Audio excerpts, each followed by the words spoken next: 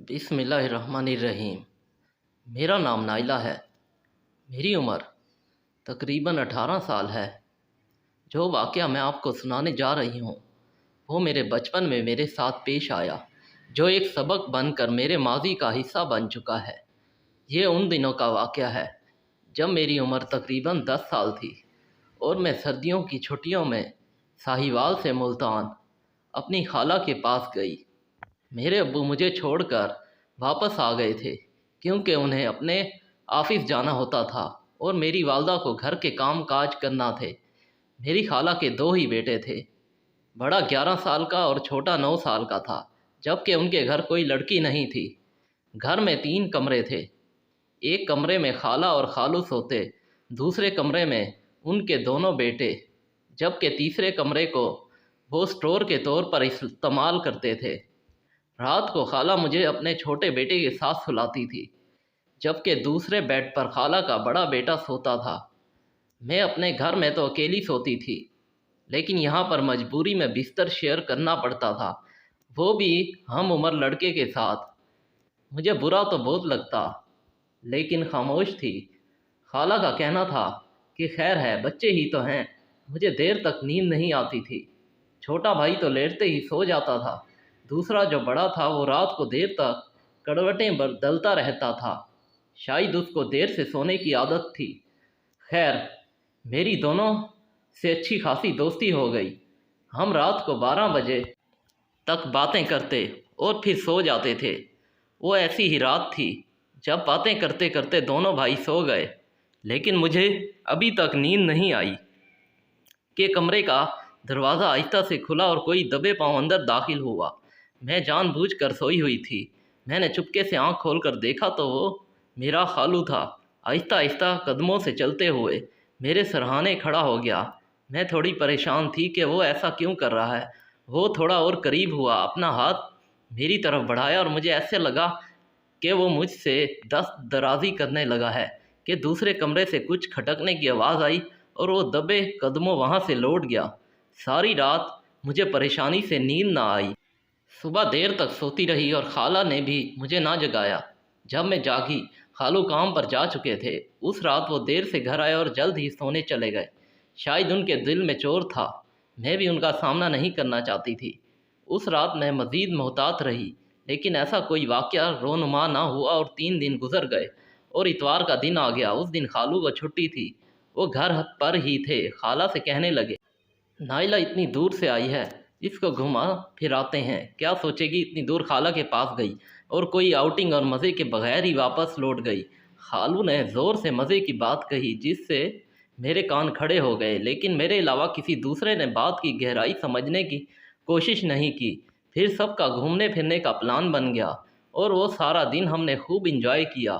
शाम का खाना भी बाहर खाया, जिसकी वजह से सब काफ़ी थक गए और रात को घर आते ही सब सोने के लिए लेट गए। उस रात थकन की वजह से मुझे भी जल्द ही नींद आ गई। रात को ना जाने कौन सा पहर था जब मुझे लगा कि कोई मुझे बाहों में उठा कर लेकर कहीं जा रहा है, लेकिन वो एक ख्वाब जैसी कैफियत थी। मैं फिर भी सोई रही। जब मेरी आंख खुली तो मैंने खुद को नरम बिस्तर की जगह सख्त लकड़ी के तख्ते पर लेटा हुआ पाया। ये वो कमरा नहीं था जहाँ मैं सोई थी।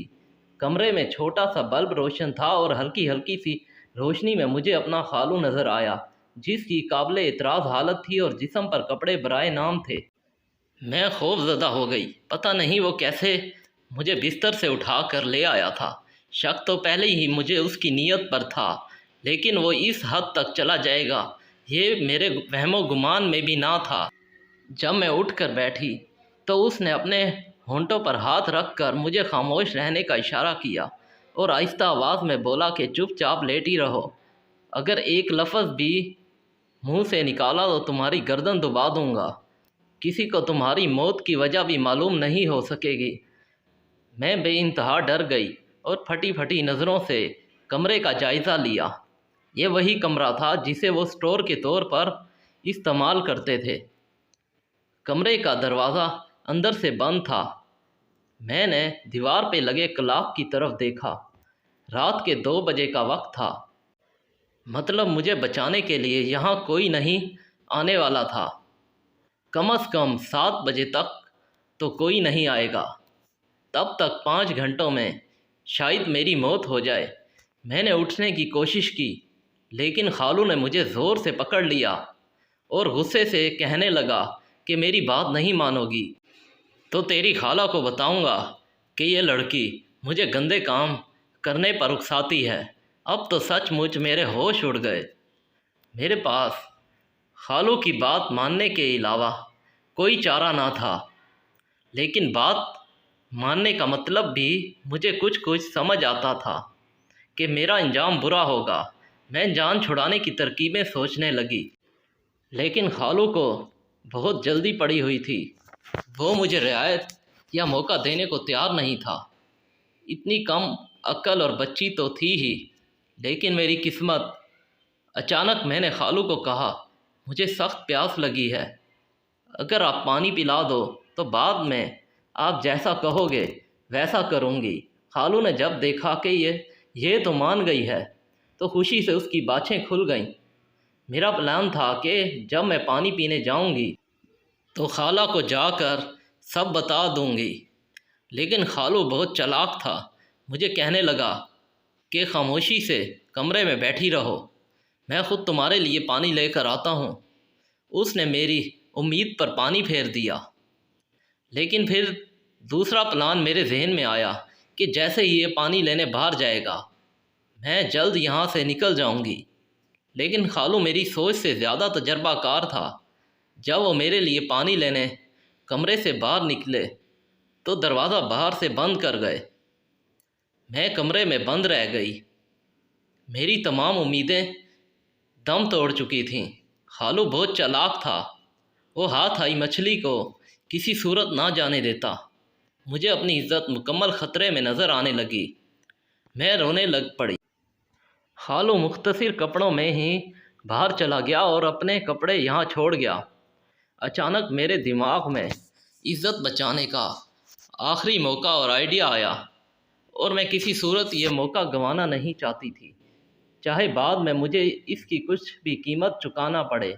मैं जल्दी से उठी और कमरे को अंदर से कुंडी लगा ली और खामोशी से लकड़ी के तख्ते पर आकर लेट गई। थोड़ी देर बाद खालू पानी लेकर आ गया। मुझे बाहर से कुंडी खुलने की आवाज़ आई, लेकिन अब दरवाज़ा अंदर से बंद था। वो परेशान होकर धीमी आवाज़ में मुझे आवाज़ें देने लगा, नाइला दरवाज़ा खोलो, पानी ले लो। लेकिन अब दरवाज़ा सुबह से पहले नहीं खुलना था। वो परेशान हो गया क्योंकि उसके कपड़े अंदर पड़े थे। वो अपने ही जाल में खुद फंस गया था। अब वो मेरी मिन्नतें करने लगा और बेटी बेटी की आवाज़ें देने लगा, लेकिन मैंने एक ना सुनी। वो घबरा कर भाग गया। मैं सुबह तक वहाँ लेटी रही। सुबह खाला के उठने से पहले मैंने आराम से दरवाज़ा खोला और कमरे में जाकर सो गई। जब उठी, खालू गायब था।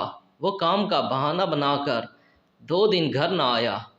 उसी दौरान छुट्टियां ख़त्म हो गईं और मेरे अब्बू मुझे वापस साहिवाल ले गए।